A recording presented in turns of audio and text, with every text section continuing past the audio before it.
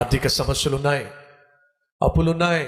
అవి తీరాలంటే స్థిరమైన ఉద్యోగం కావాలి, చేసే పనిలో రాబడి రావాలి, లాభము రావాలి.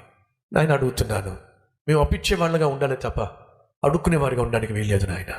ఈరోజు ఇక్కడ కూర్చొని మోకరించి ప్రార్థనలో ఏకీభవిస్తున్న ప్రతి ఒక్కరి తల మీద నీ ఆశీర్వాదమును నాయన కుమ్మరించవలసిందిగా కోరుతున్నాను. ప్రతి ఒక్కరి మీద, ప్రతి ఒక్కరి కుటుంబము మీద, ప్రతి ఒక్కరి శిరస్సు మీద నాయన ఆశీర్వాదమును కుమ్మరించు నాయన.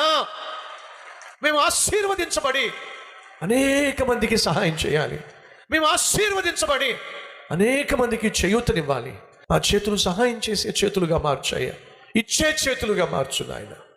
ధారాళముగా పంచే చేతులుగా మా చేతులను ఆశీర్వదించాయ. యేసు నామం పేరట వేడుకుంటున్నాము తండ్రి, ఆమేన్.